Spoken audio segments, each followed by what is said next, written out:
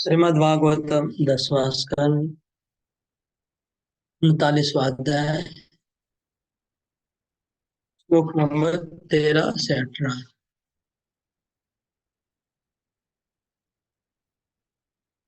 गोप्यस्तदा तदुपसृत्य बभूव्यथिता वृषम् रामकृष्ण पुरीं नेतुम् अक्रूरं व्रजमागतम्। काश्चित् तत्कृतहृत्तापा स्वासम्लानामुखश्रियः संसृद्धुकुलबलया केशग्रन्थश्च काश्चन अन्याश्च नूध्याना निवृत्ता शेषवृत्तया न व्यसनं आत्मलोकं स्मरतः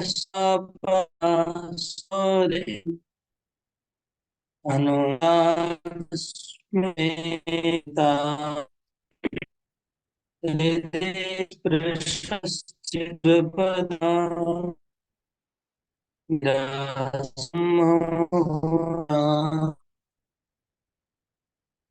गतिं ललितां चेष्टां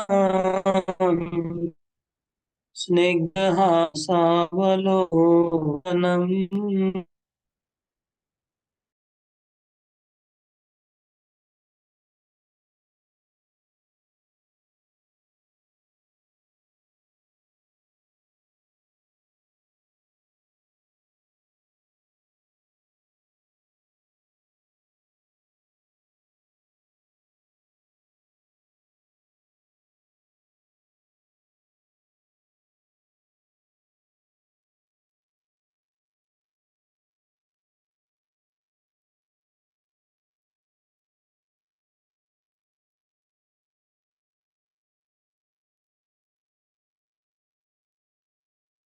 हरे कृष्णा कृष्ण कृष्ण हरे हरे राम राम हरे हरे।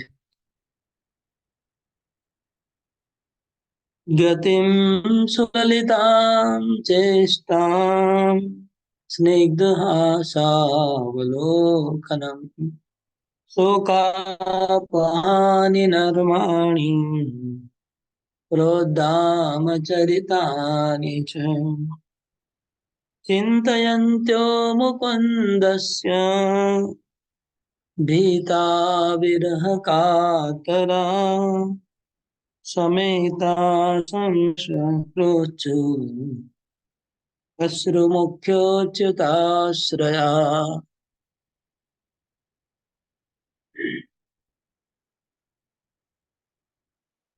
अनुवाद। हे परीक्षित महाराज, जब गोपियों ने सुना कि हमारे मनमोहन श्याम सुंदर और गौर सुंदर से बलराम जी मथुरा ले जाने के लिए अक्रूर जी ब्रज में आए हैं, तब उनके हृदय में बड़ी व्यथा हुई। वे व्याकुल हो गई।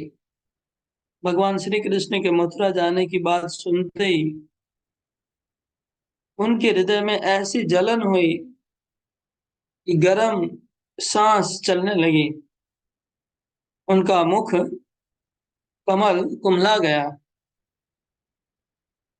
और कुछ गोपियों की ऐसी दशा हुई कि वे इस प्रकार अचेत हो गई कि उनकी ओढ़नी, उनके गिरते हुए कंगन और ढीले हुए जोड़ों तक का पता नहीं रहा।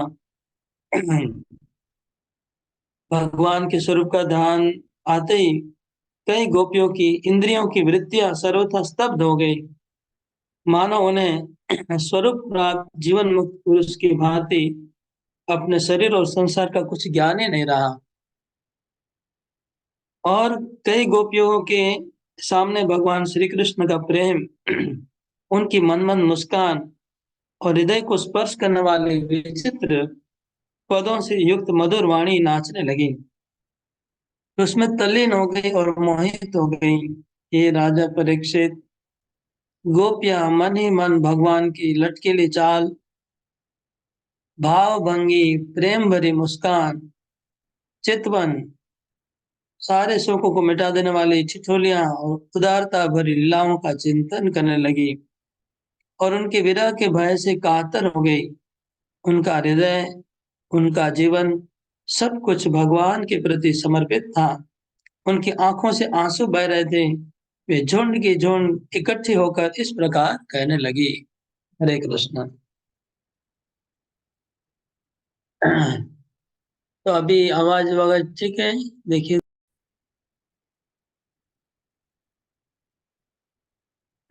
गोपियों का वर्णन आ रहा है। मतलब श्रीमद् भागवतम का सबसे ज्यादा सेंसिटिव, सबसे ज्यादा डीप, गंभीर विषय अभी आरंभ होने वाला है इस अध्याय में। गोपियों का विरह। पहले गोपियों का विरह हुआ था रासलीला में, जब कृष्ण अप्रकट हो गए थे, तब गोपियों का विरह हुआ था, उन्होंने गोपी गीत गाया। लेकिन उस समय कृष्ण थोड़ी देर के लिए अप्रकट हुए थे, और अभी कृष्ण हमेशा के लिए चले जाएंगे, वृंदावन छोड़ के मथुरा हमेशा के लिए चले। तो अभी उनका विरह कितना ज्यादा होगा, कितना कर सकते हैं। वो विरह का भूमिका यहाँ पर सुखदेव गोस्वामी इस 4 श्लोकों में, इन श्लोकों में भूमिका बना रहे हैं। भूमिका में पहले क्या हुआ कि कृष्ण बलराम आए, अक्रूर जी आए कृष्ण बलराम को लेने के लिए, और उनका स्वागत हुआ। नंद महाराज उनसे मिले, फिर श्री कृष्ण बलराम आके मिले। अक्रूर जी ने वसुदेव और देवकी के दुखों का वर्णन किया, कल हमने सुना। श्री कृष्ण बलराम नंद महाराज को कहा कि हम लोग को जाना है कंस के पास। तो नंद महाराज ने तुरंत पूरे ब्रज में घोषणा करवा दी, नगाड़ा बजा के, कि हम लोग कल प्रातः काल में सुबह होते होते ही हम लोग सब निकल रहे हैं, हम लोग जाएंगे मथुरा। सब लोग घर से छकड़ा दिए, बहुत दिन लगेगा, तो खाने पीने का पूरा सामान भर के जाना है। जितना भी गाय का दूध, घी, दही, मक्खन जो भी है सब लोग भर लीजिए। और कंस को भेंट देने के लिए सामग्रियां भरने के लिए आदेश दे दिया। तो नंद महाराज ने आदेश जैसे ही घोषणा की, शाम के समय घोषणा करवाई। तो जैसे ही वो घोषणा सुनी गोपियों ने, घोषणा सुन के ही गोपियां तुरंत चौंक गई। ये क्या, कृष्ण जा रहे हैं, अनाउंसमेंट हो रहा है कि कृष्ण कल सुबह मथुरा जा रहे हैं। ये ऐसा अनाउंसमेंट हो गया, ऐसा घोषणा हो गई। गोपियां आश्चर्य हो गई। कुछ गोपियों ने जैसे ही सुना, जैसे ही सुना कि कृष्ण बलराम कल मथुरा जाएंगे, सुन के ही कुछ गोपियां होने लगी, और उनको बहुत कष्ट होने लगा। मूर्छित होके श्री कृष्ण के, उनका शरीर का चेतना चला गया और कृष्ण में डूब गई। कुछ गोपियां सुनने के बाद, कुछ गोपियां ने सुना कि मथुरा कृष्ण जा रहे हैं, तो जा रहे तो जा रहे हैं, उसमें क्या है मतलब। फिर बाद में उनको विचार आया कि मथुरा जा रहे हैं मतलब शायद वहां अटक जाएंगे, नहीं आएंगे। ऐसा विचार विमर्श करने के बाद उनका शोक उमड़ा। ऐसे 4 प्रकार की गोपियों का वर्णन यहाँ पर 4 श्लोकों में हुआ है।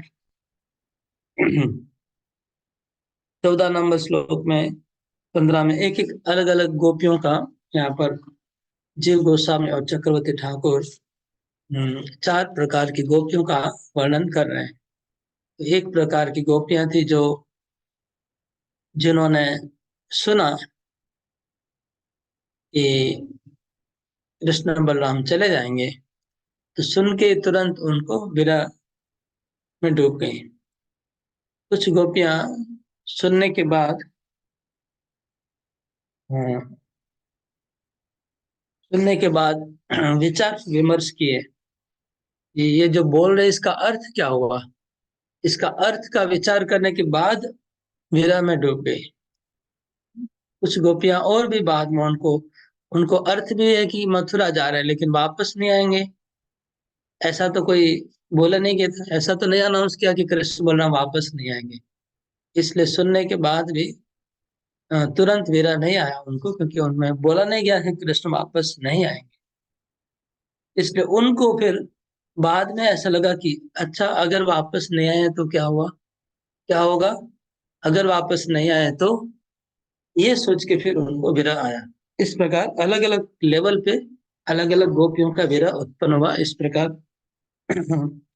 आचार्य लोग बता रहे हैं। इसमें पहले विरह का शुरू कैसे हुआ बता रहे हैं। विरह का शुरू हुआ, विरह वेदना में पहला लक्षण था कि काश्चित तत्कृत हृत्तापा। ओके, पहले से बोलते हैं, गोप्यस्ता तदुपसृत्य बभुवु व्यथिता भृशम। गोप्य गोपियों ने उपसृत्य, उपसृत्य का मतलब उन्होंने डायरेक्ट नहीं सुना, किसी के माध्यम से सुना। गोपिया ने सीधा सीधा नहीं सुना था, किसी के माध्यम से सुना। सुनने का दो तीन प्रकार बताया जा रहा है। एक ऐसा है कि वो जो घोषणा हुई वो उनके कान में गई। एक ऐसा है कि आ, अक्रूर जी आए हैं, ये खबर गोपियों को मिली कि अक्रूर जी आए हैं और वो कृष्ण बलराम को वृंदावन ले जाने वाले हैं, ऐसी बातचीत कोई उनको गोपियों को बताया है, इस प्रकार।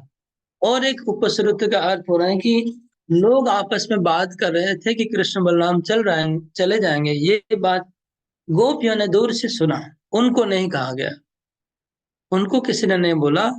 उन्होंने उपसर्ग का अर्थ है कि दूसरे लोग बात कर रहे थे, दूसरे लोग बात कर रहे थे कि कृष्ण बलराम मथुरा जाने वाले हैं। उसने कंस ने एक यज्ञ का आयोजन किया। ऐसे गांव में बातें हो रही है, चौराहे पे जगह जगह बातें चल रही है। कि जैसे हम लोग रामलीला में देखते हैं कि जब रामचंद्र को वनवास हुआ तो हर चौराहे के ऊपर बातें चल रही थी कि ऐसा ऐसा हुआ है, भरत राजा बनेगा, राम वनवास जाएंगे, एक एक सब बातें चौराहे चौराहे पे बातें हो रही थी। इस प्रकार यहाँ गोकुल में चारों तरफ बातें होने लगी, लेकिन गोपियों को कोई सीधा नहीं बता रहा है। सीधा सीधा गोपियों को किसी ने नहीं बताया, किसी का हिम्मत नहीं है बोलने का, क्योंकि उनको पता है गोपियां सुन नहीं पाएंगी। तो गोपियों को ऊपर ऊपर से सुनाई पड़ा, ऐसी बातें हो रही हैं कि कृष्ण बलराम मथुरा जाने वाले हैं। वहाँ कंस का धनुर्यज्ञ हो रहा है, उसमें भाग लेने जाएंगे।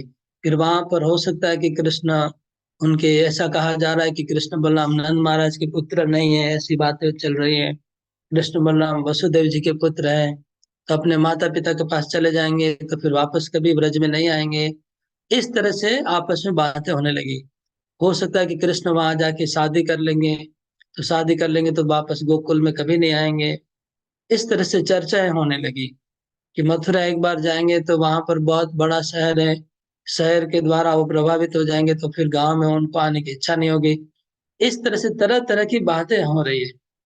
और ये बातें गोपियों ने जब सुनी है तो गोपियां तुरंत डर गई, तो उनका विरह, तुरंत विरह प्रकट हो गया। ये घोषणा हुई है शाम को, तो उनका विरह धीरे धीरे प्रकट हुआ। जो सबसे ज्यादा प्रेम था कृष्ण को, उनका विरह तुरंत प्रकट हो गया। तुरंत वो विरहिणी होकर के मूर्छित हो। फिर कुछ गोपियों को थोड़ा और बाद में समझ में आया, कुछ गोपियों को थोड़ा और बाद में समझ में आया। ऐसे चार लेवल पे हुआ। राम कृष्ण बभुवु व्यथिता भृशम। बहुत भयंकर व्यथा हुई गोपियों को, बहुत व्यथा होने लगी। ये जान के कि कृष्ण बलराम को लेने के लिए अक्रूर आया हुआ है। तो फिर आगे कहते हैं, काश्चित तत्कृत हृत तापा। तो जब किसी गोपी ने, मतलब किसी, मतलब यहाँ पर भद्रा, भद्रा गोपी हैं, भद्रा आदि गोपियों को जब ये समझ में आया कि कृष्ण बलराम मथुरा जा रहे हैं और आने का चांस कम है, तब तत्कृत हृत ताप, उस उस बात का विचार करके, उस बात को सुन के और विचार करके उनके हृदय में अ, आग लगने लगी, आग लग गई हृदय में, हृत ताप, आग के जैसा हृदय में बहुत उनका ताप उत्पन्न हो गया, हृदय में ताप उत्पन्न हुआ, बहुत जलन होने लगी हृदय में। इतनी जलन होने लगी हृदय में कि उनका श्वास भी बहुत गरम गरम श्वास निकलने लगी, उनके श्वास में इतना गर्मी निकलने लगी कि जैसे हाथ जलेगा ऐसा श्वास गरम निकलने लगा। कि ये भद्रा आदि गोपियों का ऐसा हुआ, और जिसकी वजह से इतना गर्म श्वास निकल रहा था कि उनका जो मुख के ऊपर जो लगा हुआ था अलग अलग चीजें, वो भी पिघल गई। हाँ, उनका तिलक और जो भी चीजें लगी थी मुंह के ऊपर, वो भी पिघल के वो मुख उनका पूरा म्लान मुख हो गया। मतलब जो मुख कमल के जैसा मुख था, वो एकदम आ, मतलब मुख का आकृतिक देखने में बहुत म्लान हो गया। क्योंकि वो गर्म श्वास से निकलने लगा उनके मुख मुख अरविंद से, श्वास से। और कुछ गोपियां, ये भद्रा आदि सखियों का बात हुआ, और कुछ गोपियों का श्वास बहुत गर्म था, मुख भी म्लान हो गया। उसके बाद उनका शरीर सूखने लगा, शरीर, और ऐसा सूख गया शरीर, इतने धुबले हो गए कि उनके कपड़े ढीले पड़ गए। कपड़े जो थे वो शरीर पतला होने से ढीले पड़ जाएंगे, और हाथ में जो चूड़ियां पहनी है वो भी हाथ से निकल जा रही है, इतनी पतली हो गई गोपियां सुन के। और उनके बाल जो बंधे हुए थे वो भी पूरे बिखर गए, खुल गया। इस तरह से कुछ गोपियों की ऐसी हालत हो गई, मतलब इनका विरह और भी ज्यादा हो गया। इसके बाद कुछ और गोपियां हैं, जैसे चंद्रावली आदि सखियां हैं, गोपियां हैं, उनका विरह और बढ़ने बढ़ने लगा। उनको उनको तो पहले के दो लक्षण तो आए,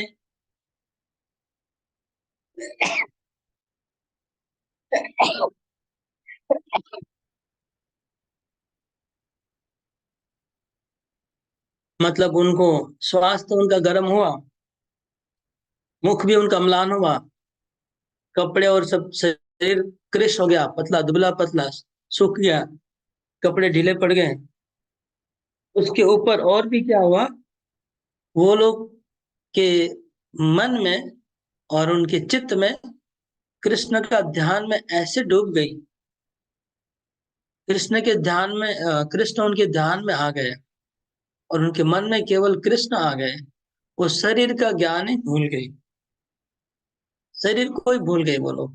मतलब ऐसा लग रहा है कि समाधि में चली गई। जैसे योगी लोग समाधि में जाते ब्रह्म में विलीन हो जाते हैं, उनका शरीर का ज्ञान नहीं होता है। जिस प्रकार जड़ भरत और ऋषभ देव, बड़े बड़े जो ब्रह्मवादी हैं, हाँ, बड़े बड़े जो योगी है, ऋषि है, मुनि है, जड़ भरत आदि, हाँ, अवधूत, वो लोग जैसे अपने शरीर का भान नहीं रहता है, वो ब्रह्म में लीन रहता है उनका मन। इस प्रकार ये गोपियां अपने शरीर को भूल गई, और उनका चेतना मन कृष्ण में पूरा डूब गया। नाभ्य जानती इमं लोकम आत्मलोकम गताय। इस शरीर को और जगत को ही भूल गई, हाँ, टोटली, जैसे दूसरे लोक में चली गई, जैसे उनका मृत्यु हो गया, या फिर जो उनकी आत्मा जैसे ब्रह्म में विलीन हो गई है, शरीर में नहीं है, ऐसा लग रहा है। जैसे शरीर से आत्मा चली गई है, ऐसा उनको देख के लग रहा है। जैसे कोई किसी का आत्मा निकल जाए शरीर से, शरीर पड़ा रहेगा, और आंख में जैसे थोड़ा हंसी है लेकिन आवाज नहीं आ रहा है, कुछ इस प्रकार का उनका शरीर हो गया कृष्ण के विरह में। और कुछ गोपियां इस तरह से, उनका भी ये सबका कॉमन लक्षण है। सब लोग ही, सबका श्वास पहले तेजी से चल रहा है, फिर मुख म्लान हो जा रहा है, शरीर कृश हो गया है, यहाँ तक विरह बढ़ा। और उसके बाद और विरह बढ़ता है, तो जैसे कि उसके शरीर से आत्मा चली गई है। उसके बाद और विरह, उससे भी ज्यादा विरह जब बढ़ा, तब क्या हुआ कि श्री कृष्ण का लीला पूरा उनके हृदय में, जैसे टीवी में चलता है ऐसे चलने लगा। श्री श्री कृष्ण की लीला उनके सामने प्रकट हो गई, और श्री कृष्ण की लीला वो देखने लगी अपने सामने विरह में। कैसे देखी? स्मरंती चापरा सौरे अनुराग, उनके सामने उनको लग रहा है कि कृष्ण हंस रहे हैं। उनको सामने कृष्ण खड़े खड़े हंस रहे, ऐसा उनको अनुभव होने लगा। ये विरह का और भी ऊंची मात्रा है। जैसे हमने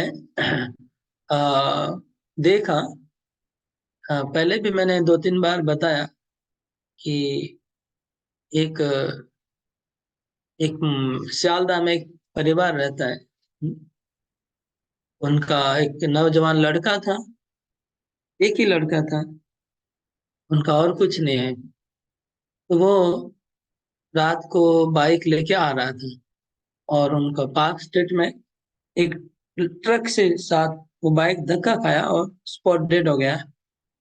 तो वो जो उनकी माँ थी, वो बहुत, वो तो भक्ति में नहीं थी, बोलो भक्ति में नहीं थे वो लोग, हरि नाम जब भी नहीं करते थे, थोड़ा जुड़े हुए थे हम लोग के साथ।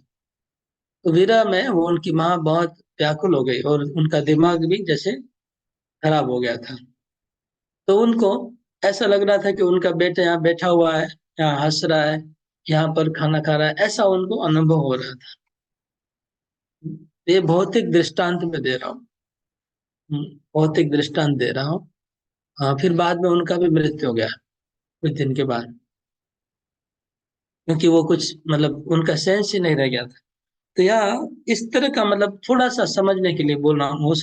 इतना विरह, उससे भी ज्यादा विरह होगा गोपियों का। तो इतना विरह उनका है कि वो शरीर की चेतना भूल जाते हैं, मूर्छित हो जाते हैं।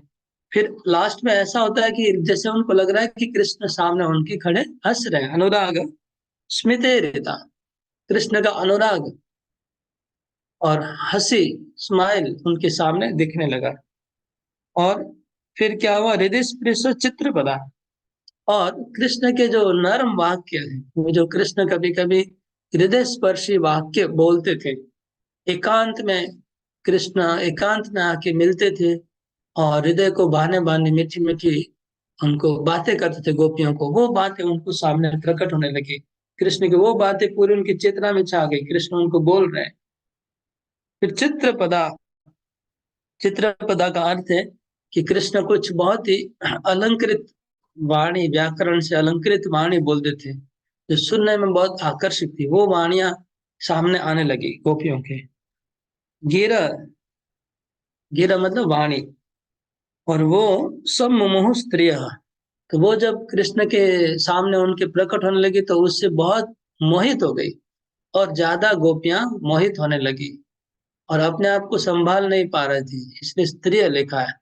अपने आप को संभाल नहीं पा रही थी, मतलब समझ में नहीं आ रहा उनको कि सही में कृष्ण सामने है, कि वो सपना देख रहे हैं, कि वो ध्यान में, कुछ पता नहीं। कृष्ण का विरह तो मतलब वो तो भूल ही गई कि हम मथुरा कृष्ण जा रहे हैं, वो बात तो अभी ध्यान में नहीं है। इस तरह से पूरा मोहित ही हो गई कि क्या हो रहा है उनको पता नहीं, कौन से जगत में उनको पता नहीं। वो क्या मथुरा में है कि गोकुल में है, कि कृष्ण का अलग है कि कृष्ण के साथ में, कुछ पता नहीं चल रहा है। ऐसी हालत हो गई। वो कृष्ण को क्या क्या देख रही थी? गतिम सो ललिता, वो कृष्ण चलते हैं उसका ध्यान कर रहे हैं। ललित गति से कृष्ण चल रहे हैं, हाथी के जैसे कृष्ण चलते चलते आ रहे हैं। गति, उनकी गति देख रहे हैं, कृष्ण किस प्रकार चल के आते हैं। सुललिताम चेष्टाम, और कृष्ण जो प्रेम में माधुर्य प्रेम में जो अलग अलग चेष्टाएं करते थे गोपियों के साथ, वो चेष्टाएं उनको सामने प्रकट होने लगी। और स्निग्ध हास्य, और बहुत स्निग्धता पूर्वक कृष्ण हंसते थे वो, उनकी हंसी उनके सामने आ गई। अवलोकन और वो दृष्टिपात करते थे कृष्ण प्रेम से, वो दृष्टियां उनके सामने आने लगी। और शोकापहानी नरमाणी प्रोद्दाम चरितानि च, और क्या हुआ, शोक दूर करने वाली उनकी नर्म वाक्य याद आ गए। जैसे कृष्ण अ, जब रासलीला से अप्रकट हो गए थे और गोपियां बहुत व्यथित हुई थी, गोपी गीत गाए, उसके बाद कृष्ण आके उनको शोक को दूर करते मीठी मीठी बातें करके, वो बातें उनको तुरंत सामने कृष्ण प्रकट हो गए। और जैसे गोपी गीत के बाद कृष्ण ऐसी ऐसी बातें गोपियों को बोले थे, वो बातें सारे शोक को दूर करने वाली बातें उनके सामने प्रकट होने लगी। क्या बोले थे कृष्ण? कृष्ण बोले थे कि आप लोग को मेरे प्रति जो प्रेम है, इसका मैं बदला कभी नहीं चुका पाऊंगा। आप लोग अपने प्रेम में ही खुशी रहिए।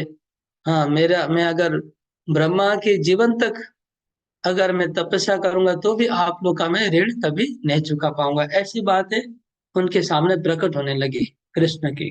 विरह के बाद जो कृष्ण समझाते गोपियों को, उनका विरह का वेदना दूर करने के लिए जो बातें बोल रहे थे, वो बातें सामने प्रकट होने लगी। सुखापहानी नरमाणी और प्रोद्दाम चरितानी, और कृष्ण जो पराक्रम करते थे, विक्रम से वो जो खेलते थे, आनंद देते थे गोपियों को, वो सब उनको याद आने लगा। प्रोद्दाम चरितानी चिंतयन्त्यो मुकुंदस्य, इस प्रकार गोपियां चिंता करने लगी। बहुत उनको सारी चिंताएं गोपियों के मन में छा गई। और भीता, और बहुत भय, डरने लगी। विरह कातरा, विरह से कातर हो गई गोपियां, और उनको बहुत डर लग गया है, क्या हो रहा है। कृष्ण लगता है चले जाएंगे हमारे जीवन से, लगता है कृष्ण हमेशा के लिए चले जाने वाले हैं, ऐसा लग रहा है। तब सब गोपियां समेता, सब गोपियां इकट्ठी हुई।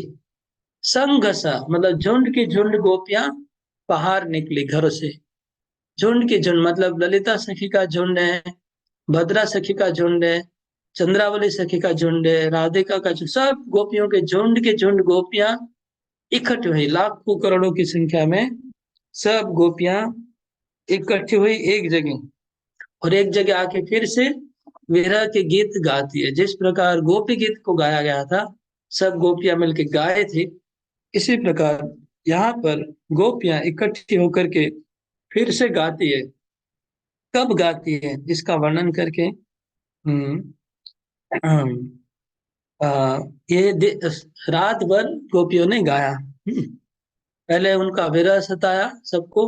विरह में जो लक्षण प्रकट वर्णन किए गए, ये लक्षण पूरे रात भर के लक्षण को एक साथ वर्णन किया गया। ये ऐसा अनुभव उन्होंने रात भर किया। और दूसरा बात है कि गोपियां झुंड के झुंड रात भर ये गाए हैं, और उन्होंने उच्चारण किया है। उसके बाद लिखा है कि रात भर गोपियां विरह करने के बाद मीटिंग किया, आपस में डिस्कस किया, और सब गोपियां सुबह होते होते, जब कृष्ण का जाने का समय होने के बहुत पहले, भोर में, सब गोपियां नंद महाराज के द्वार पर इकट्ठी हो गई। मतलब कृष्ण वहां से ही निकलेंगे ना, तो उनके रथ को रोकने के लिए, जैसे आजकल जब कोई हड़ताल होता है, स्ट्राइक होता है, तो कैसे लोग ट्रेन को रोकते हैं, गाड़ी को रोकते हैं। वाह, लेकिन बिना मतलब का रोकते हैं, ट्रेन से कोई मतलब नहीं है, तो भी उसको रोक देते हैं। लेकिन यहाँ पर तो मतलब है, यहाँ पर तो नंद महाराज के घर को ही घेराव करना है। नंद महाराज के घर को घेराव किया गया सब गोपियों के द्वारा, और रथ वहां से ही निकलने वाला है कृष्ण का। तो रथ तो उसी रास्ते से निकलेगा, उनके घर के सामने से, इसलिए गोपियां सारे वहां पर इकट्ठी हो गई, ऐसा कहा गया। तो अभी गोपियां क्या गाई थी, क्या बोलती है, उन्होंने क्या वो गाया विरह में, वो हम कल से आरंभ होगा, वो सुनेंगे। गोपियों का विरह गीत होगा मेरे ख्याल से। विरह गीत पहले भी था गोपी गीत में, ये भी गोपियों का विरह गीत है। हाँ, श्लोक नंबर 19 से 19 से आरंभ हो रहा है।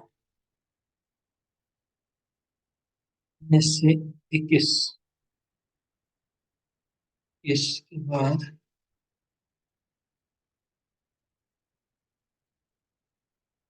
हम्म गोपियों का विरह गीत।